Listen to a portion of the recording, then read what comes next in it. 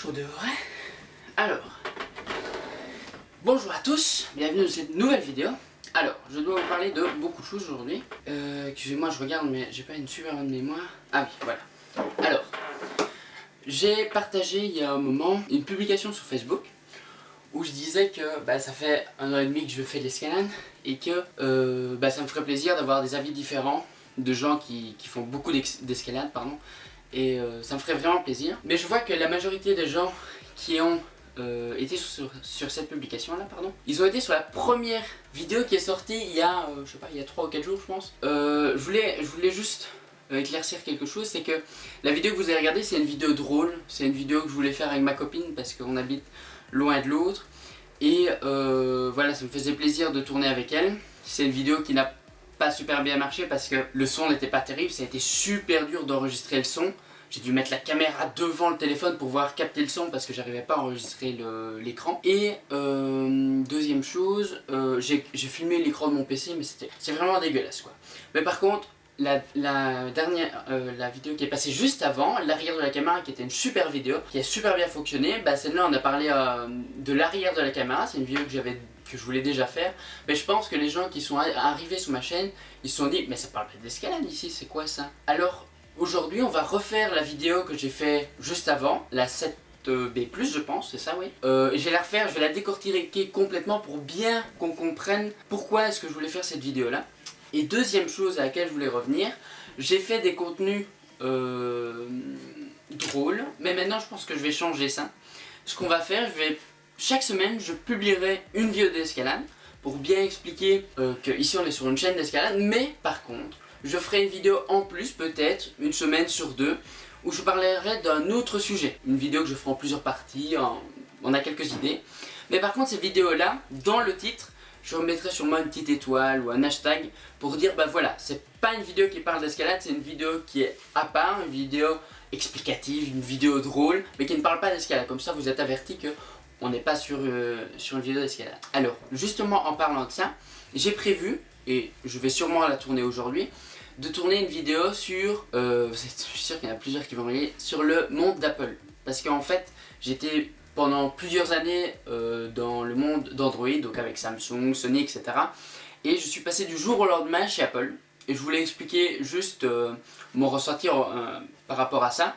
Parce que je trouve que ça peut être intéressant pour vous et pour moi. Donc ça c'est une vidéo que je tournerai juste après. Et aujourd'hui on va parler d'une 6B+. Attendez que je la tourne. Alors c'est une voix qui est relativement dure. En tout cas pour moi, de mon niveau. D'habitude je fais du 6C, voire peut-être du 7A, mais ça c'était vraiment une voix extraordinaire que j'ai faite.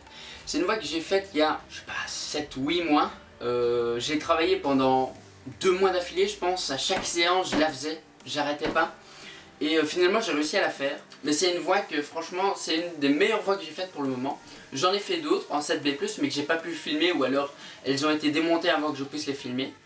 Mais celle-là par contre je trouve que il y a beaucoup de techniques, il y a beaucoup de choses sur lesquelles on peut parler dessus et c'est une voix qui est vraiment très intéressante avec des blocs qui sont pas forcément faciles et par rapport aux vidéos qu'on a déjà fait avant, ça regroupe une bonne partie de ce qu'on a déjà dit. C'est parti. Alors, hop.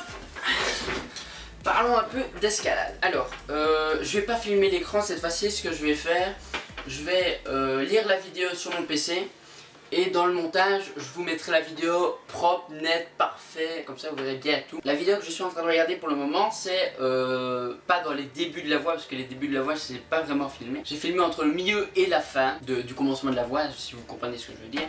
Et là on est sur le début de la voix et je suis en train de me préparer, super, on est content. Et je mets sur la voix. Alors, ce qui est fort intéressant, c'est que le début, en fait, on croit que c'est facile, c'est pas très compliqué. C'est juste que la voix, il y a plein de monde qui est passé dessus, donc elle est vraiment dégueulasse. Donc c'est ce que je reviens à dire sur la dernière vidéo, lavez vos prises, parce que franchement, là, maintenant, 2 mois après, j'essaye de grimper dessus, je fais les 3 premiers moves et puis je tombe, quoi. Elle est vraiment dégueulasse. Parlons d'autre chose. Je monte sur la voix, je mets 2 mains sur le module rond. Et la chose qui est très intéressante, c'est que quand j'ai commencé la voix, la plupart des personnes, quand ils avaient les 2 mains, au lieu de mettre la paume de leur pied, ils mettaient leur talon. Alors le problème du talon, c'est qu'on n'a pas un super bon appui sur la prise. Et puis dès qu'on va plier son genou complètement, on va toucher sur le panneau qui est en face. Donc on est bloqué. La deuxième solution, c'est peut-être mettre sa pointe. La pointe, ça aurait pu fonctionner, mais le problème c'est qu'on n'avait que la pointe du pied. Et le problème c'est qu'en mettant que la pointe du pied, on perdait l'équilibre parce qu'on n'avait pas son pied totalement sur la prise. C'est pour ça que moi j'ai mis la paume, comme ça je pouvais bien balancer mon pied comme ça. J'arrive pas à l'expliquer, mais en gros mon pied tournait sur la prise et la prenait entièrement. Et après, j'ai envoyé ma main gauche, d'abord par le dessous, parce que si vous la prenez par le dessus, vous allez automatiquement glisser parce que c'est la fin de la prise, elle tient vraiment pas super bien. Donc j'ai prise par le dessous pour m'amener vers l'avant, et ensuite j'ai mis ma main droite et ma main gauche vers le dessus pour avoir vraiment un bon appui sur la prise. Ensuite, la même chose, j'ai mis la paume de mon pied sur le module rond pour vraiment avoir tout mon pied sur la prise. Et là c'est un mouvement qui est magnifique. Je plie mon genou complètement pour tirer, et ensuite en fait c'est un mouvement qui se fait en 2 étapes mais qui doit se faire avec un moment qui est très court. Vous envoyez la main droite et vous tournez directement la main gauche. En gros vous avez les 2 mains, vous poussez sur la main gauche, vous envoyez la main droite et directement vous tournez la main gauche pour la tenir. Et après vous verrouillez.